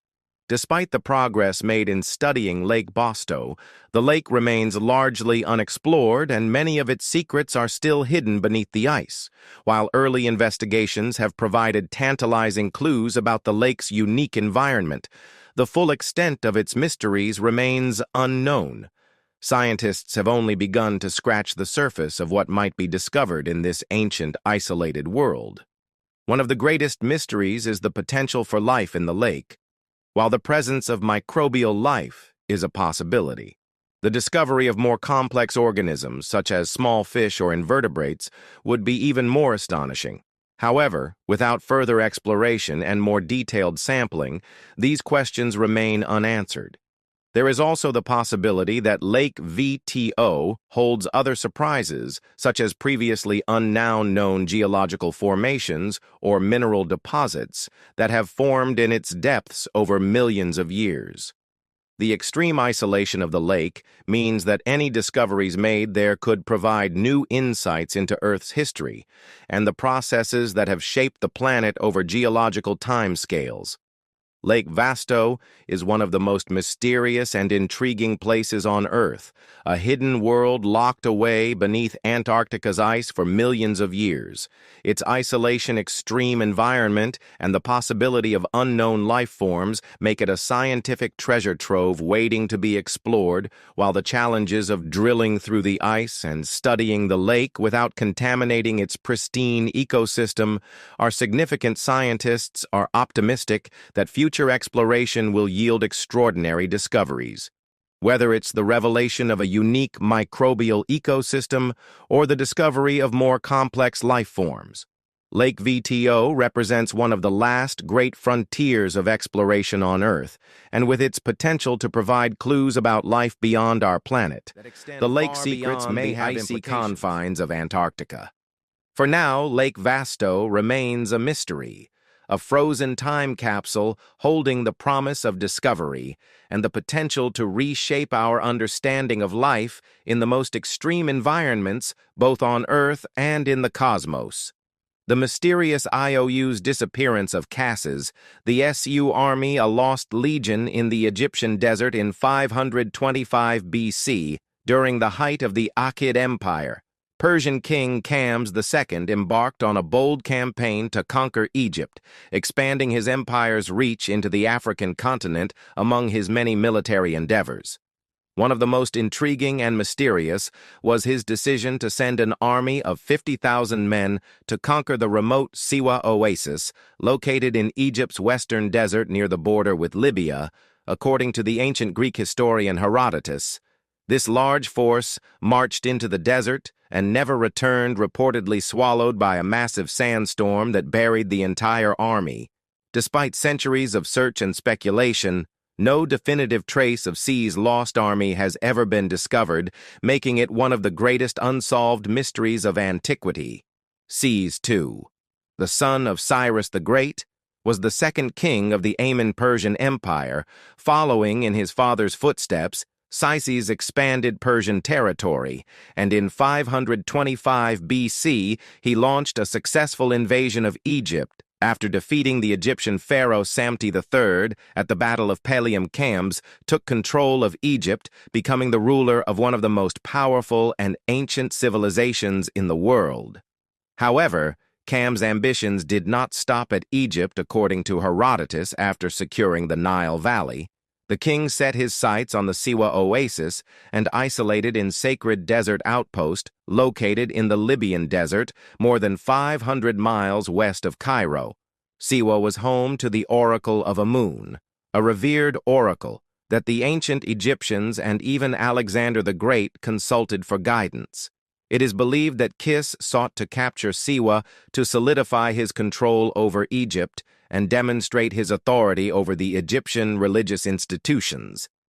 Herodotus, writing in the 5th century BC, provides the only known historical account of Sis's ill-fated expedition. According to Herodotus, the Persian king dispatched an army of 50,000 men from Thebes' modern-day Luxor to march across the desert and conquer Siwa.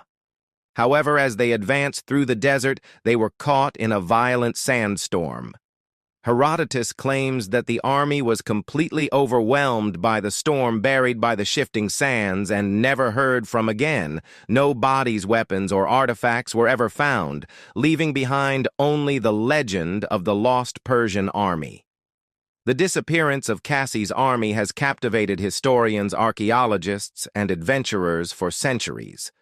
The idea that such a large force could simply vanish in the desert has led to numerous theories and speculations about what really happened to the Persian soldiers. Herod's account remains the most widely accepted explanation, that the army was swallowed by a catastrophic sandstorm. In the harsh and unforgiving environment of the western desert, sandstorms are a real and dangerous phenomenon capable of burying entire landscapes under tons of sand.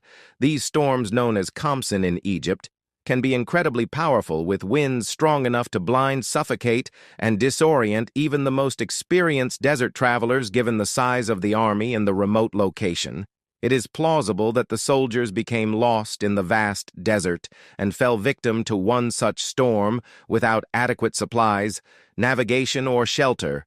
A sudden sandstorm could have disoriented the troops, causing them to lose their way and be buried by the sand over time. The relentless winds of the desert could have completely erased any traces of the army, leaving their fate a mystery. However, skeptics argue that it seems unlikely that no evidence such as bones, weapons, or other remnants has ever been found, even in the harsh desert environment. It is rare for such a large group of people to vanish without a trace. This has led some researchers to question whether the sandstorm theory fully explains the disappearance. Another theory posits that Sis's army did not disappear due to a natural disaster, but was instead ambushed or attacked by hostile forces. The Western Desert was home to various nomadic tribes, including the Libyans and Berbers, who were known to resist foreign incursions into their territory. It is possible that one of these groups intercepted the Persian army as they marched towards Siwa, launching a surprise attack and defeating the Persians in battle, according to this theory. The survivors may have been captured or fled deeper into the desert, their fate ultimately lost to history. Any remains of the battle could have been scattered by the sands over the centuries, making it difficult to locate any definitive evidence. While there are no historical records supporting this theory, it remains a plausible alternative to the sandstorm explanation given the political and military tensions in the region. Plausible theory suggests that the Persian army may have simply become lost in the vast and featureless desert. The Western Desert is one of the most inhospitable places on Earth, with extreme temperatures, scarce water, and very few landmarks to navigate by. Even the most seasoned guides can easily lose their way in the ever-shifting dunes. If the Persian army became disoriented or lost, they could have wandered aimlessly through the desert until their supplies ran out. In this scenario, the soldiers would have died of dehydration, starvation, or exposure to the elements, with their bodies and belongings slowly consumed by the desert over time. While this theory does not involve a dramatic sandstorm or ambush, it provides a more gradual and plausible explanation for the army's disappearance. Some historians question whether the disappearance of Cass's army ever happened at all, suggesting that the entire story may be a myth or an exaggeration. Herodotus's account of the Persian army's disappearance was written nearly a century after the event supposedly took place, and he was known for mixing historical facts with legends and hearsay. It is possible that the story of Cambyses' army was embellished over time, perhaps as a cautionary tale about the dangers of hubris, or as a reflection of the Persian king's ultimate failure to fully control Egypt. In this interpretation, the tale of the lost army could have been a piece of anti-Persian propaganda intended to highlight the failures of the accented ruler over the centuries. The mystery of CBI's army has inspired numerous expeditions and searches, but none have yielded definitive evidence. In the early 20th century, European explorers scoured the Western Desert for clues, but their efforts were hampered by the harsh conditions and vastness of the area. In more recent years, modern technology, including satellite imaging and ground-penetrating radar, has been used to try to locate the lost army, but no conclusive discoveries have been made. One of the most tantalizing leads came in 2009 when two Italian archaeologists, Angelo and Alfredo Castillon, claimed to have found remnants of the lost army near Siwa. The Castillon brothers reported discovering ancient weapons, bronze arrowheads and human bones buried in the sand, which they believed were the remains of Cass's soldiers. However, their findings were met with skepticism by the broader archaeological community, and no definitive proof has emerged to confirm that the artifacts belong to the Persian army despite numerous searches and investigations. The fate of Cambyses, the SK's army, remains a mystery, buried in the sands of the Egyptian desert, or perhaps lost to history altogether. The story of kilometers, the S's lost army, is one of antiquity's most enduring mysteries. Whether the soldiers were swallowed by a sandstorm, ambushed by enemies, or simply lost in the vast expanse of the Western Desert, their fate remains unknown. Despite centuries of speculation and numerous attempts to uncover the truth, no definitive evidence has ever been found to explain the disappearance of 50,000 men. The legend of the lost Persian army continues to captivate historians, archaeologists, and adventurers alike, offering a tantalizing glimpse into the dangers and mysteries of the ancient world. As researchers continue to explore the desert using modern technology, the possibility remains that the lost army of Cambyses may one day be found, providing answers to a mystery that has persisted for more than 2 millennia. Until then, the story of the vanishing army remains a powerful reminder of the unforgiving forces of nature and the fragile nature of human ambition. The legend of the lost Dutchman's gold mine treasure. Hidden in the Superstition Mountains, deep in the rugged and foreboding Superstition Mountains of Arizona, lies one of the most enduring mysteries of the American West, the legend of the lost Dutchman's gold mine. According to lore, a massive and incredibly rich gold mine is hidden somewhere. Within these treacherous peaks, a secret that has enticed treasure hunters for more than a century, despite numerous expeditions, countless searches in a trail of mysterious disappearances and deaths, the fabled mine has never been found leaving behind a tale of obsession, danger, and intrigue. To this day, the lost Dutchman's gold mine continues to capture the imagination of adventurers and treasure seekers. Its exact location and even its existence shrouded in myth and uncertainty. The story of the lost Dutchman's mine centers around a man named Jacob Waltz, a German immigrant often mistakenly referred to as Dutch Dway, to a confusion between DCHK and Dutch, who supposedly discovered a hidden vein of gold in the Superstition Mountains in the late 19th century. According to the legend, Waltz had stumbled upon the mine while exploring the remote mountains east of Phoenix, Arizona. The mine was said to be so rich in gold that Waltz could extract nuggets of pure gold reportedly kept the location of the closely guarded secret, revealing it to no one during his lifetime. In some versions of the tale, Waltz is said to have been shown the mine by a member of the local Apache tribe who believed the area to be cursed and thus never mined the gold themselves. Other versions suggest Waltz discovered the mine on his own, carefully concealing its location from anyone who might try to find it. Despite his secrecy, Waltz is believed to have made occasional trips to the mine, returning with small amounts of gold that he would sell or trade in nearby towns. However, in 1891, as Waltz lay on his deathbed, he allegedly revealed the general location of the mine to his caretaker, Julia Thomas, giving her vague clues and cryptic directions to its whereabouts. Armed with this information, Thomas and several others set out to find the mine after Waltz's death. But they failed to locate it. The legend of the lost Dutchman's gold mine has been passed down through generations, growing in scope and mystery as countless treasure hunters have ventured into the Superstition Mountains in search of the elusive fortune. However, many of these expeditions have ended in tragedy, with searchers disappearing, meeting untimely deaths, or returning empty-handed.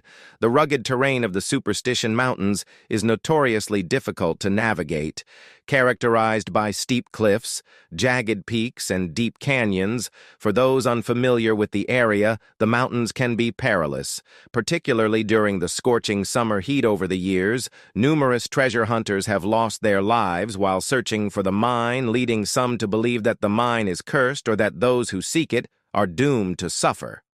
Misfortune. One of the most famous cases associated with the lost Dutchman's mine is that of Adolf Ruth, a prospector who disappeared in the Superstition Mountains in 1931 while searching for the mine. Ruth's skull was later found with 2 bullet holes in it, leading to widespread speculation that he had been murdered by someone trying to keep the mine's location a secret. Despite an extensive search, Ruth's body was not found for several months, and no clues to the mine's location were uncovered. Other stories of mysterious deaths and disappearances abound, with some treasure hunters reportedly falling to their deaths, dying of exposure or dehydration, or simply vanishing without a trace.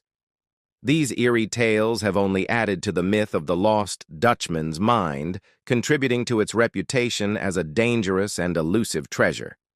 Throughout the years, treasure hunters and historians have tried to piece together the clues left behind by Jacob Waltz and others in an attempt to locate the mine. Waltz's deathbed confession to Julia Thomas reportedly included cryptic details about the surroundings, such as landmarks and natural formations, that could guide a searcher to the hidden location. Among the most famous clues attributed to Waltz are the following. The mine is located in a canyon hidden within the Superstition Mountains. From the mine's entrance, one can see the Weaver's Needle, a prominent rock formation. In the Superstitions, The mine is near a rock shaped like a soldier and is close to a spring of water. There is a large black rock that marks the entrance to the mine. These vague directions have inspired countless expeditions, with treasure hunters scouring the Superstition Mountains in search of landmarks that match Waltz's description. However, the rough and often deceptive terrain of the mountains has made the search difficult, with no conclusive evidence of the mine's existence ever being found in addition to Walt's clues. There are other stories that hint at the mine's location. Some claim that Spanish conquistadors or Jesuit priests discovered the mine long before Waltz, and that the mine's riches had been hidden or cursed to prevent anyone from finding it. Others suggest that the mine's location is known to certain individuals or groups who have kept it secret to protect its riches. Despite the many deaths and the lack of any definitive evidence, some believe that the lost Dutchman's gold mine may indeed exist, hidden deep within the Superstition Mountains. Geologically, the area is rich in mineral deposits, and gold has been found in other parts of Arizona. It is not implausible that a rich vein of gold could exist somewhere in the superstitions waiting to be discovered. However, skeptics argue that the mine is nothing more than a legend or a myth created out of frontier tales and embellished over time. They point out that no significant gold deposits have ever been found in the Superstition Mountains, and that the numerous expeditions searching for the mine have all come up empty-handed to them. The story of the lost Dutchman's mine is a classic tale of the American West, a symbol of greed, adventure, and the enduring allure of hidden treasure. Whether the lost Dutchman's gold mine is real or simply a legend, its enduring mystery continues to captivate. Each year, thousands of people visit the Superstition Mountains, hoping to catch a glimpse of the fabled gold, or to unravel the riddle of its location. Some come equipped with maps, compasses, and metal detectors, while others rely on their intuition and determination drawn by the promise of untold riches. The legacy of the lost Dutchman's mine is deeply embedded in the folklore of the American Southwest, and the story has been featured in books, films, and documentaries. The mine's name is often used to refer to the broader myth of hidden or lost treasures in the wilderness, places where fortunes are said to be buried, waiting for the brave or the lucky to uncover them. The lost Dutchman's gold mine remains one of the most tantalizing, unsolved mysteries of the American West. The legend, rooted in the rugged Superstition Mountains, continues to inspire generations of treasure seekers and adventurers who are drawn to the possibility of discovering unimaginable wealth hidden beneath the rocky terrain. Yet, despite decades of searching, no one has found the mine, and its existence remains unproven for some. The search for the lost Dutchman's mine is not just about the gold. It is about the thrill of the unknown, the adventure of chasing a legend, and the hope of solving a mystery that has persisted for more than a century. Whether the mine is real or just a story woven into the fabric of American folklore, the Superstition Mountains continue to go their secrets, leaving treasure hunters to wonder whether the gold is still out there, buried somewhere deep in the heart of the Arizona desert. The mystery of the man in the iron mask. A secret prisoner in the time of Louis the Morto, among the many enigmas of European history, few are as enduring or as tantalizing as the legend of the man in the iron mask. This mysterious figure, held in various prisons throughout France during the reign of King Louis X, was reportedly forced to wear a mask that concealed his identity. At all times, the man's face was never seen, and his true identity has been the subject of speculation and intrigue for over 3 centuries, despite numerous theories ranging from the plausible to the fantastical. The man in the iron mask remains one of the greatest unsolved mysteries of France's royal history. The story of the man in the iron mask first came to light in the writings of Voltaire, the famous Enlightenment philosopher who was imprisoned in the Bastille himself in the early 18th century. Voltaire claimed to have heard rumors from prison officials about a mysterious prisoner who had been held in the Bastille during the reign of Louis XIV. According to Voltaire's account, this prisoner had been kept in several prisons, including the fortress of Pignol, the Château des Marguerites, and eventually the Bastille in Paris, and was always forced to wear a mask to conceal his identity. The mask itself, Volée, claimed was made of iron, though some later accounts suggest it may have been made of velvet or other material with iron fastenings. The purpose of the mask, as the legend goes, was to ensure that no one could recognize the prisoner whose identity was deemed too dangerous or too politically sensitive to be revealed. The mystery deepens with the strict security measures reportedly taken to keep the prisoner isolated from the outside world. He was kept in solitary confinement attended only by trusted guards and officials sworn to secrecy, and was never allowed to communicate with anyone. Volt's writings captured the imagination of the public, and the legend of the man in the iron mask quickly spread over time. The story grew more elaborate, with some accounts claiming that the prisoner's mask was never removed, even for eating or sleeping, and that any guard who saw the prisoner's face would be executed to ensure the secret was kept. The prisoner's death in 1703, after more than 3 decades of captivity, only added to the mystery. He was buried under the name Maroli, and all records and possessions associated with him were destroyed. The mystery surrounding the man in the iron mask has given rise to numerous theories, each attempting to explain why this individual would have been held in such strict confinement for so many years.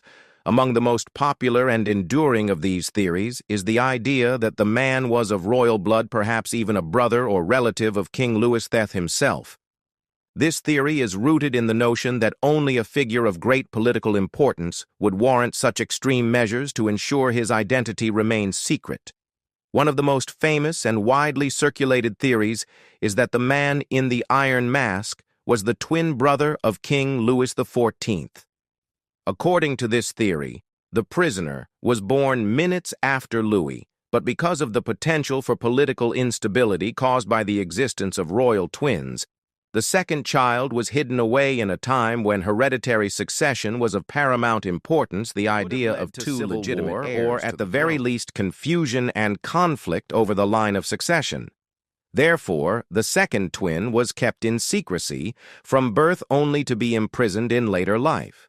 This theory gained traction in the 19th century when it was popularized by writers such as Alexandre Dumas, whose novel The Vicomte Bragentil years later introduced the idea of a hidden royal twin.